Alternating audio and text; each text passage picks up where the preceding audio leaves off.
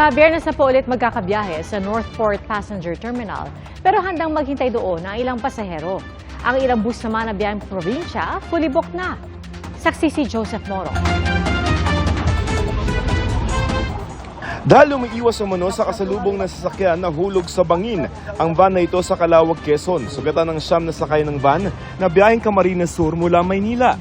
Ngayong maraming bumabiyahe sa gitna ng Christmas rush, patuloy ang pag-inspeksyon ng mga otoridad sa mga provincial bus. Bago bumiyahe yung bus, tinitingnan nila sa terminal, pati doon sa mga mismong garahe ng bus.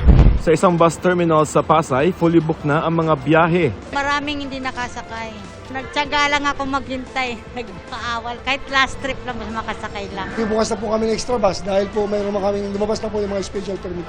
Mahigit 1,000 special permit ang inilabas ng LTFRB na pwedeng magamit ng mga bus company hanggang January 14. Dito sa Parañaque Integrated Terminal Exchange naman, marami pang mga available na mga tickets at inaasahan yung bulto ng mga pasahero ngayong Biyernes hanggang Sabado. Pero ang mga biyahe sa PTEX na papuntang Bicol, fully booked na rin kanina batay sa ulat ng Super Radyo DZBB. Posible pa naman magdagdag ng bus batay sa pangangailangan.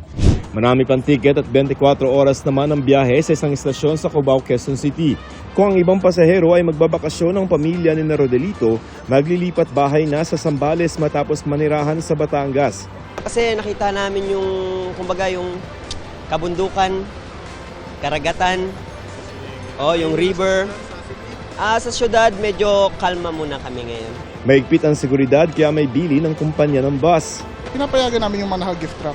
Kaso may sinusundan tayong protocol mula sa OTS, DOTR OTS, na nagsasabing pwede ho kaming mag-check ng mga suspicious na bagahe.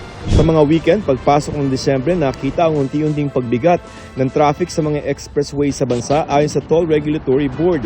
Naghahanda na raw sila para sa mga magla-last minute Christmas shopping ngayong weekend. Ayun pong ating inaasahang additional traffic from the normal is around 20 plus minus 20%. Ang pamunuan ng NLEX magde-deploy raw ng mahigit 1,500 personnel para sa pagpapatrol at toll plaza assistance. May emergency medical service at incident response teams din at bukas 24/7 ang customer service. Pinalawig naman ang oras ng mga biyahe sa LRT1, LRT2 at MRT3 mula ngayong araw hanggang December 23. Sa December 24 at 31, mas maikli ang operating hours ng LRT1 at LRT2, habang regular ang operating schedule nila sa December 25, 26 at 30, maging sa January 1, 2024.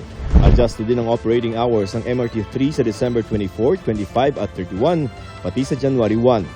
Ang ilang pasahero sa Northport Passenger Terminal sa Maynila willing to wait kahit sa Biyernes pa ang susunod na biyahe. Makakailang po sa isang araw, isang beses, okay na po, basta safe lang po makauwi. Dati nang sinabi ng kumpanyang To Go na may delay na mararanasan dahil sa ilang araw na di nakapaglayag ang mga barko sa pagdaan ng Bagyong Kabayan. Pangako naman ng kumpanya na may babalik ang normal na schedule bago matapos ang taon. Para sa GMA Integrated News, Joseph Morong ang inyong saksi.